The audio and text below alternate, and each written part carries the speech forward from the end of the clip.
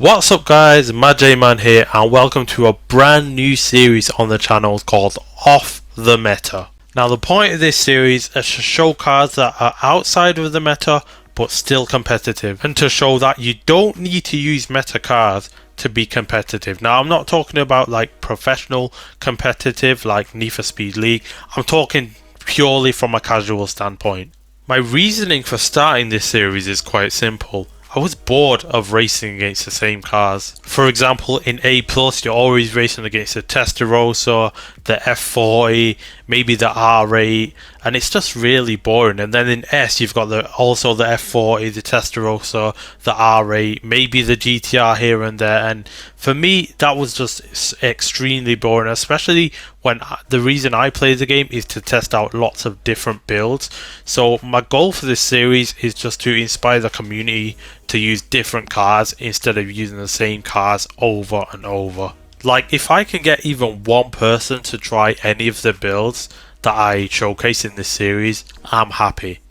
So the first build of this series is the Subaru BRZ in S-Class. This is an engine swap build, so the first thing you want to do is go to engines and select the last engine, the 366 brake horsepower 2 litre inline 4. Next, you want to go to parts and you want to select an Elite Induction, Elite ECU, Elite Fuel System, Elite Exhaust and a Super Root Supercharger. Moving on to the chassis, you want to put Elite Suspension on. You also want to go with Elite Brakes, and then you want to go with Elite Grip Tyres. Now lastly, onto the drivetrain, you want to go with an Elite Clutch, a 5-speed gearbox and an Elite Differential. Now onto the handling. So for the handling, you're going to go with 60% grip, you're going to go with the downforce all the way to the right, and for the drift entry, because it's a grip build, you're going to turn that off. One thing I did forget to mention in regards to the handling is you do want to keep the traction control on because it gives it a better launch, and even though it is a grip build, it's only 60% grip, so this car does have a tendency to snap out every now and then, so with the traction control on, it kind of decreases that likelihood.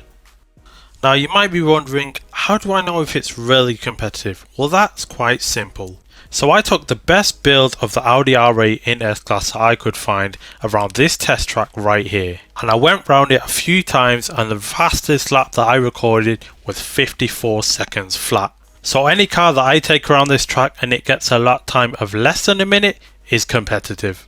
Now another thing you might be thinking is, wait, 6 seconds is quite a lot.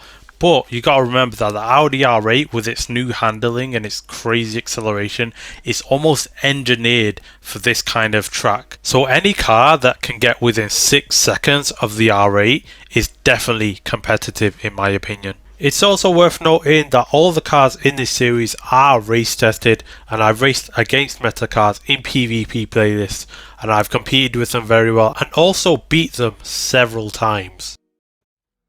So onto the BRZs then. A 0 to 60 of 3.3 seconds and a top speed of 198 miles an hour, which are actually respectable performance stats, especially when you consider that in S-Class there's only a handful of tracks where top speed is much of an issue. And even though there are many cars in S-Class with a 0 to 60 of below 3 seconds, 3.3 seconds is still quite respectable, and if you get the perfect launch in this car, there ain't many cars that's catching you.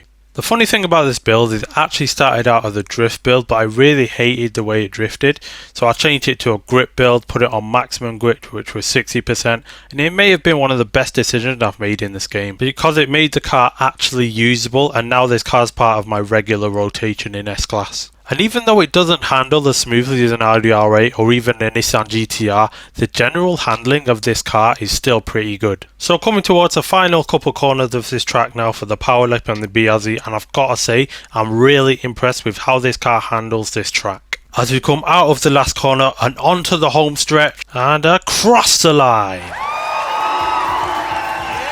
I know it didn't look that quick, but that was a pretty good lap from the BRZ. I mean, it didn't snap out at any corners, and overall it was a pretty smooth lap.